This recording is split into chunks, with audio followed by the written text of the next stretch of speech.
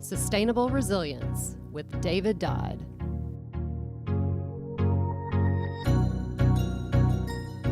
So we're in Louisiana right now.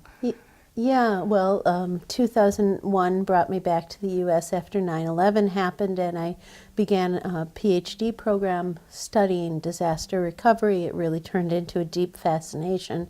And after Hurricane Katrina, I came and worked for 5 or 6 years here with the nonprofit community, coordinating the efforts of 72 nonprofits to rebuild homes of those people who don't qualify for assistance from the Federal Emergency Management Agency. So we tried to pick up those who fell through the cracks, and we're doing a horrible job of it, just as everybody else was. I think after Katrina, the scope and scale took us by surprise, and so I brought data to the effort. Let's collect data on who's been impacted, what we're trying to do, who's trying to do that, and where the gaps are in what we're doing.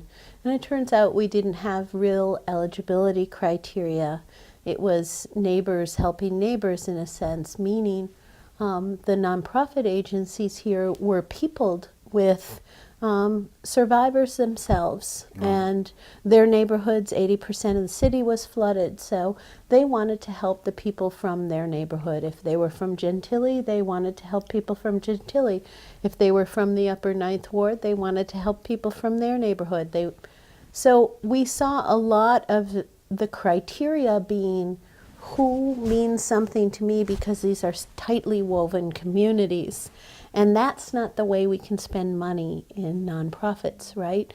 We have to have a real criteria that can serve everyone. So we brought in international best practices and instituted social vulnerability criteria for eligibility, and that was the first time that was ever used in the nonprofit community in the United States, which is shocking, but very true. Right.